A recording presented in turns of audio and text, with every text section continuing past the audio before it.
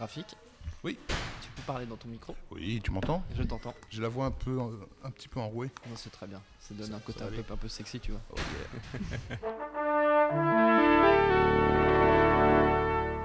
Bonjour. C'est moi Orson Welles.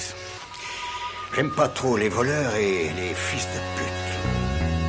Salut, c'est Nos Ciné, votre rendez-vous hebdo avec le cinéma qui aujourd'hui décide de n'en faire qu'à sa tête puisque nous sommes fortement mécontents depuis quelques temps déjà, depuis en fait qu'Edgar Wright et Marvel ont fait scission, le premier laissant au second son bébé Ant-Man reparti entre les mains de Peyton Reed alors que Wright le portait depuis des années. C'est un peu désespérant, alors plutôt que de consacrer notre temps ensemble à cette énième entrée au catalogue Marvel, baladons-nous plutôt dans la très chouette filmographie du camarade Edgar qui vaut elle vraiment le détour. Autour de la table pour causer de tout ça, Charline Roux, salut Charline. Salut Thomas. Rafik Djoumi, bonjour Rafik. Salut. Et Alexandre Ravo, salut Alex. Salut Thomas. Et le public autour de nous ici autant. Quel est vote for Edgar? Nos Ciné, épisode 11, c'est parti.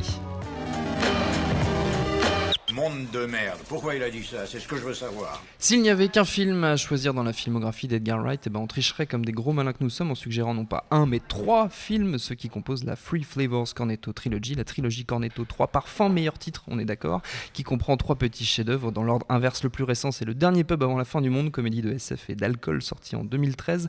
Avant ça, en 2007, c'était Hot Fuzz, action comédie qui bastonne et on boit aussi beaucoup. Et le tout premier volet, c'est bien sûr Shaun of the Dead, sorti il y a 10 ans ou 11 ans plutôt, puisque c'était en 2004, film de zombies unanimement révéré avec de l'alcool aussi, vous l'avez compris, c'est un peu une tendance. L'autre tendance étant le duo central de tous ces films, les acteurs géniaux que sont Simon Pegg et Nick Frost, duo indissociable de l'univers d'Edgar Wright.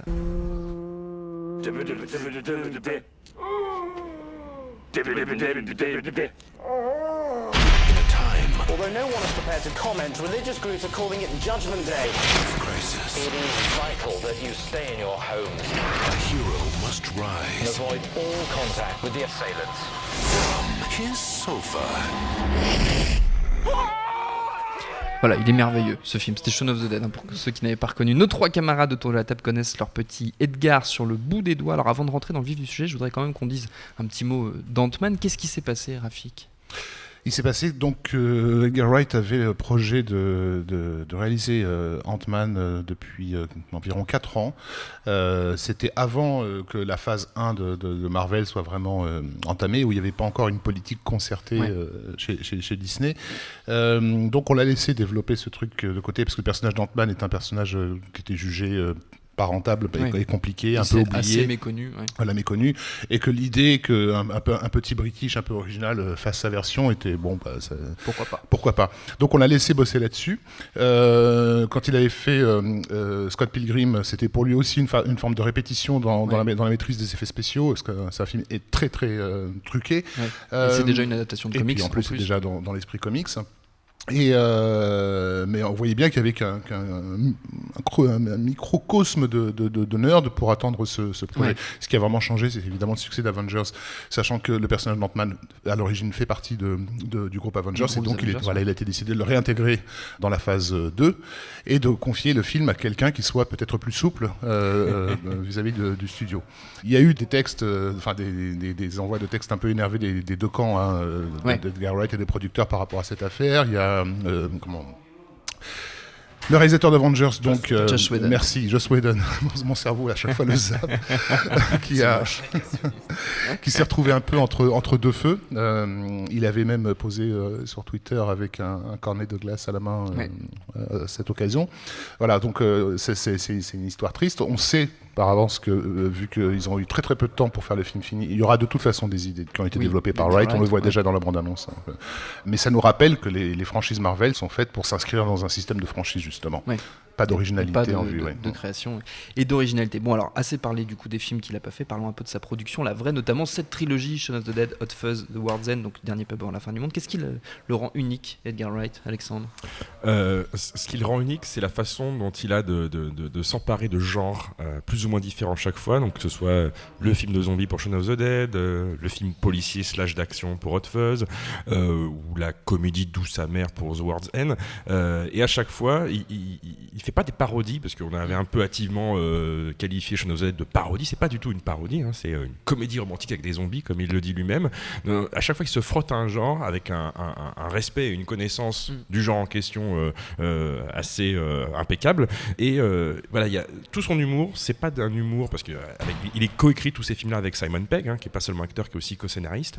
Ils travaillaient ensemble déjà sur la super série Spaced avant de passer au long ensemble. Et tout leur humour, même si c'est référentiel, etc., c'est pas un humour basé sur la moquerie ou le second degré. C'est vraiment très très premier degré. J'ai encore revu le dernier pub avant la fin du monde cette semaine, et c'était la 3e fois que je le voyais. Je calculais encore de nouvelles vannes, que ce soit visuel ou que ce soit juste une réplique balancée juste avant que le plan change, qu'il y ait un cut. C'est une concentration d'humour qui est parfois pas forcément facile à digérer à la première vision, et encore moins parce que c'est anglais, donc il y a des blagues hyper anglophones, pas forcément hyper bien traduites ni en VF ni par les sous-titres. Et donc pour moi les caractéristiques de Wright, c'est cet humour ravageur hyper efficace, et cette fidélité qu'il a avec son casting, parce que il y a Nick Frost et Simon Pegg, mais aussi d'autres acteurs qui traversent un peu ces films qu'on revoit de temps en temps, des anciens camarades de Spaced, l'Irlandais Dylan Moran qui vient dans Shaun of the Dead aussi. Ils avaient bossé ensemble sur Black Books avec Simon Pegg. Il y a toute une espèce de crew comme ça, anglo-saxon de Grande-Bretagne, qui est quand même c'est un peu les Avengers de la comédie british qui sont à sa disposition. Et bon, j'étais comme tout le monde attristé à l'idée qu'il fasse pas Ant-Man, mais comme le disait Rafik, je pense qu'il y a quand même de gros morceaux de lui qui vont transparaître dedans. D'autant que Joss Whedon disait que une des idées, on ne sait pas encore laquelle, qu'il avait soumise pour Ant-Man, avait dicté carrément des directions, compris les films Avengers et autres. Donc je pense qu'il n'a pas eu juste une simple idée de gag visuel à la fin d'une scène ou de choses comme ça. Je pense qu'il a narrativement apporté énormément de choses à l'univers Marvel. Charlie ? Tu ne cites pas Chris Martin comme comédien, le chanteur de Coldplay quand même dans Shaun of the Dead, qui joue un zombie. C'est quand même son meilleur rôle à ce jour. Mais surtout, en fait, le type qui a l'idée de faire une trilogie dont les scènes clés se déroulent dans un pub, j'ai envie de crier au génie, pas que pour des raisons ciné. Et surtout, ce qui est vachement intéressant, c'est que traditionnellement, les slackers dans les films sont relativement plus jeunes que les deux héros. Là, en l'occurrence, c'est bien d'avoir des slackers un peu adultes. Moi, je trouve que pour les références déjà, à cause de mon grand âge, c'est beaucoup plus lisible, et effectivement cet humour hyper british dans les films de slackers n'est pas forcément hyper simple, mais quand on arrive à décoder les vannes, c'est quand même hyper drôle. Dans Shaun of the Dead, quand il y a la scène où il s'attaque aux zombies qui arrivent à base de vinyle, qui traînent dans un... Alors évidemment les références musicales sont très particulières, mais on sent que ça s'adresse pas forcément à des vingtenaires, c'est-à-dire Dire Straits, Shadé, etc. Et puis les inventions visuelles, notamment dans Shaun of the Dead, sont hyper drôles. Déjà le zombie au ralenti et pas complètement assoiffé de sang en train de courir. Alors moi je suis pas une grande spécialiste des films d'horreur, je suis une vraie flippette, mais celui-là est assez supportable. Et puis ce travail, non pas sur le hors-champ, mais sur le second plan, quoi. Dans Shaun of the Dead, toutes les scènes d'ouverture sont assez dingues, parce qu'on voit bien qu'il se passe un truc derrière, pas dehors. Et tout ça rend les films hyper malins, hyper référencés, mais de façon intelligente. C'est-à-dire on sent que tout ça c'est digéré et que c'est vraiment super drôle, quoi. C'est déjà pas mal. Ouais, c'est déjà bien. Graphique. Shaun of the Dead, c'est un film qui est un peu dans la continuité de la série qui les avait vraiment posés auprès du public anglais, qui est Spaced. Ouais. Moi, c'est comme ça que j'ai découvert Edgar Wright, par cette série, qui est à mes yeux peut-être un des meilleurs sitcoms de tous les temps, avec peut-être Seinfeld, qui est un truc dans la fin des années 90. Il y a eu 2 saisons. Et dans ça racontait quoi c'est un gars et une nana qui sont chacun à la recherche d'un appartement et qui comprennent qu'on ne loue qu'au couple, et qui décident de se faire passer pour un couple qu'ils ne sont pas. Et donc, il y a une espèce de cohabitation forcée entre cette fille un peu provinciale, mais qui se rêve en grande journaliste de mode de la capitale, et ce tenancier de magasin pour geeks qui se rêve futur dessinateur de comic book. Ouais. Et puis très vite, comme un truc de sitcom, tous les personnages autour d'eux qui voilà, une espèce d'agrégat de différents portraits un peu tarés, mais qui est aussi un instant T je crois, de la génération des jeunes anglais de la fin des années 90. Enfin, on a beaucoup de scènes de clubbers, des choses comme ça. Enfin, oui. on rentre vraiment dans une culture particulière, et c'était aussi l'occasion d'épisode en épisode de ressortir de leur coffre toutes leurs références, tout ce qui les a nourris. C'est une série ultra référentiel. C'est vraiment pour moi l'héritier qu'il pourrait y avoir de cette série, c'est Community de Dan Harmon, où voilà, dans Shaun of the Dead, il y a des séquences qui s'attaquent à un genre déjà. Donc déjà il y avait du zombie, déjà il y avait du film d'action quand ils font une air fusillade avec leurs mains qui miment des flingues, mais en respectant vraiment la mise en scène des films de John Woo, etc. Enfin, avec toujours vraiment une différence par rapport au maître du truc. Ou la partie de Paintball jouée comme un vrai film sur le Vietnam, voilà, avec Nick Frost déjà.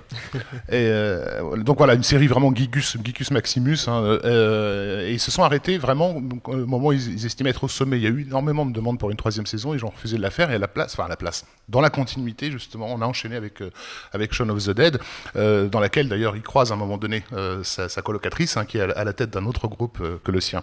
Quand j'ai vu cette série-là, c'est pas seulement, c'est un peu cliché de dire une série qui avait l'air d'être faite pour moi, c'était pire que ça, j'ai l'impression qu'elle avait été faite par des potes.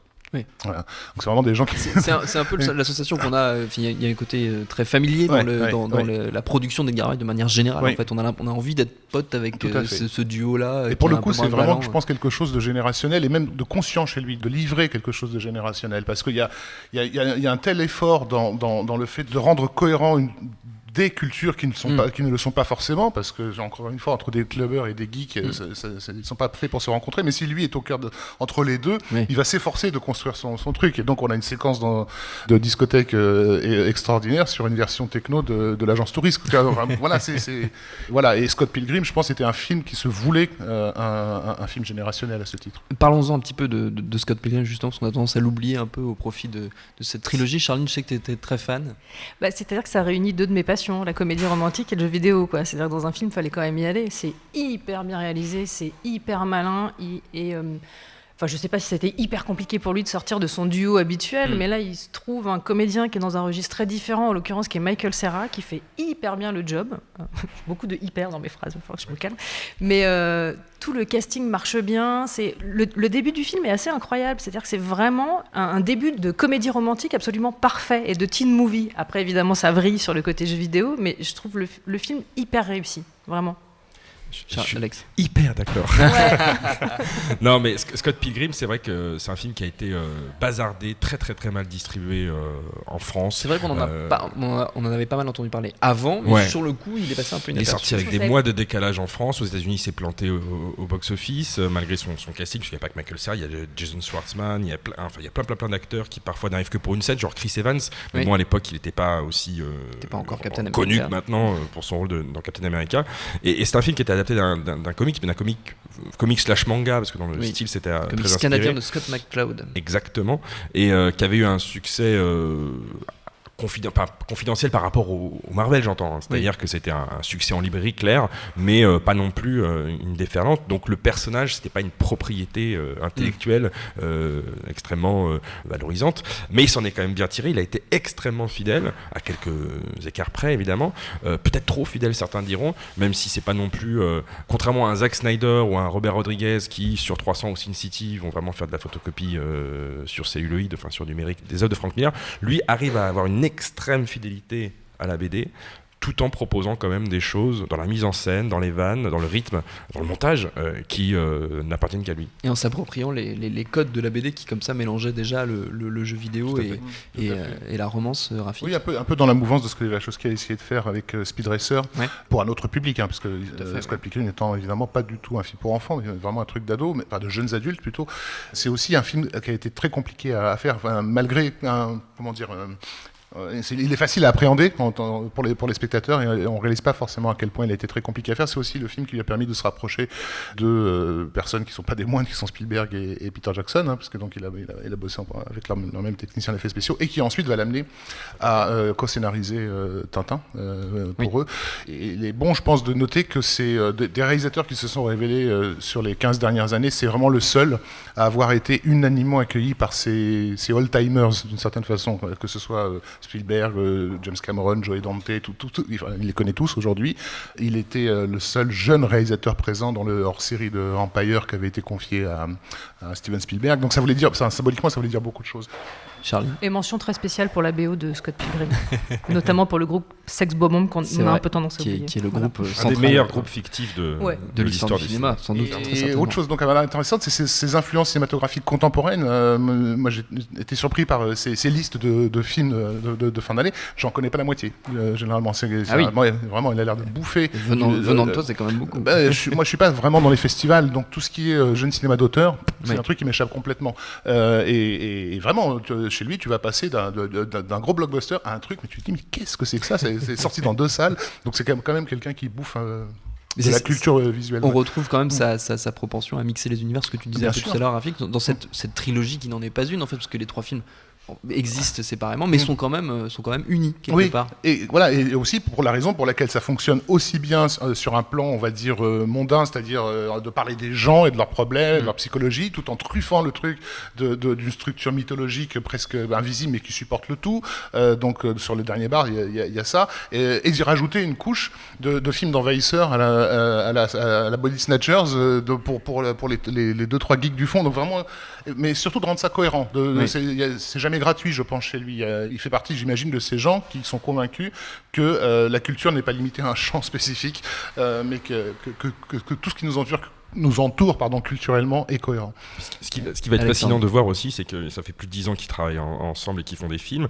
Et en fait, Shaun of the Dead, c'était vraiment le film sur le passage de la trentaine, où voilà, tu devais abandonner progressivement les jeux vidéo pour t'occuper de ta copine. The World's End, enfin le dernier pas la fin du monde, c'est vraiment la midlife crisis, la quarantaine, etc.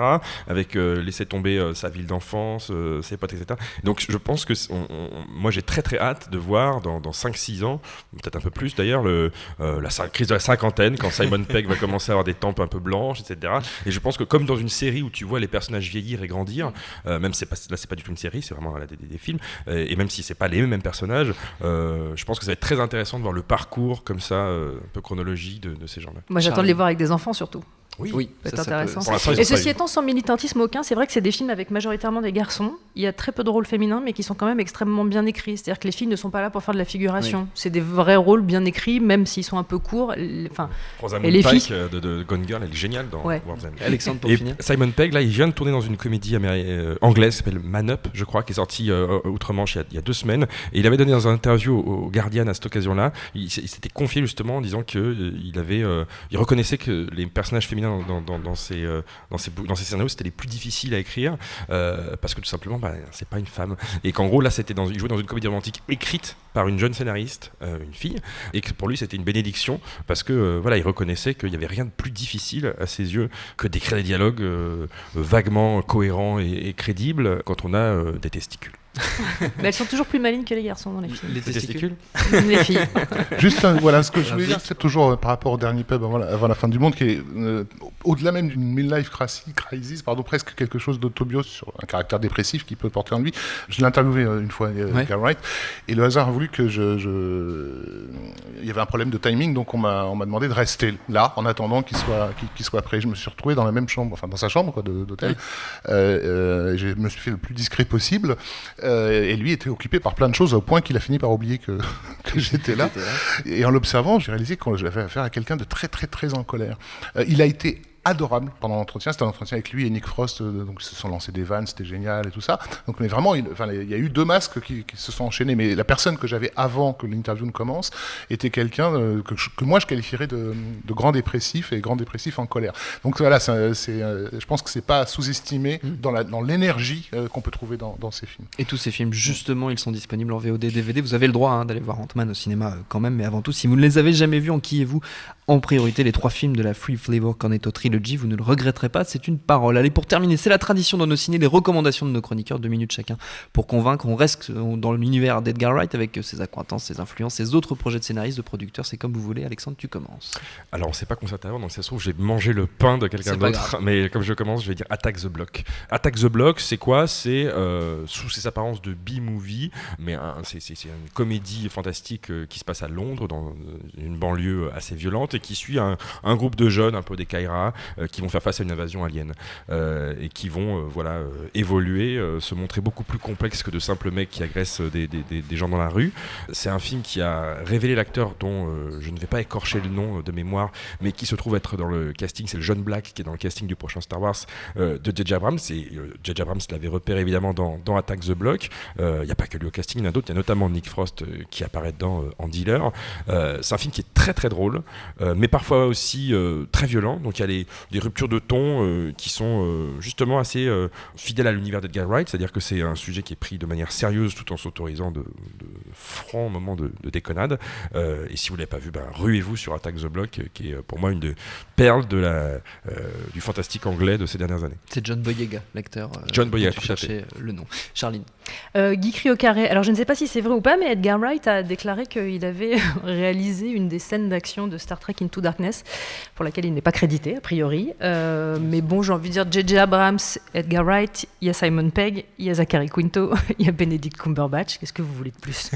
Franchement, et des types en collant quoi. Ça ne m'étonne pas de toi. Rafik, pour finir. Oui, pour l'anecdote, en fait, il avait fait une présentation de Scott Pilgrim, il avait 8 minutes à présenter devant un public avec questions-réponses, et J.J. Abrams était dans le public et a squatté tout le Q&A, et ça, voilà, ils se sont retrouvés à geeker tous les deux pendant une demi-heure. Moi, je conseillerais un site auquel Edgar Wright participe, qui s'appelle Trailers from Hell, qui est un site tenu par Joey Dante, donc, voilà, dans lequel il fait venir des copains réalisateurs pour évoquer la bande-annonce d'un film, et du coup présenter le film à travers cette bande-annonce. Et il y a pas mal d'épisodes faits par Edgar Wright. Et c'est vraiment très chouette, je confirme. Merci à tous les trois, notre temps est écoulé. Merci à Jules Cros, à la technique, au tank et au public pour l'accueil. Prochain Nos Ciné, on ouvrira notre parasol et surtout la première émission de notre série d'été, le Vidéo Club de Nos Ciné. On sort de l'actu et on plonge dans le meilleur du cinéma qu'on aime. On n'en dit pas plus pour l'instant, un peu de suspense. D'ici là, vous nous retrouvez un peu partout sur le net, SoundCloud, Mixcloud, YouTube, Facebook, Twitter. On s'appelle Nos Ciné à chaque fois. N'hésitez pas à écouter nos précédentes émissions sur Mad Max, sur les Wachowski, sur Rambo, sur Jurassic World, et laissez-nous des petits messages, ça nous fait toujours plaisir. En attendant, on vous dit à la semaine prochaine. Mademoiselle, madame, Tina Turner, qui chante, qui chante pas, vous allez l'entendre tout de suite. Salut, c'est Nico Pratt, retrouvez No Fun chaque jeudi en podcast. No Fun, votre nouveau rendez-vous musical hebdomadaire qui analyse, décrypte et parfois trash la pop musique. Qui chante quoi?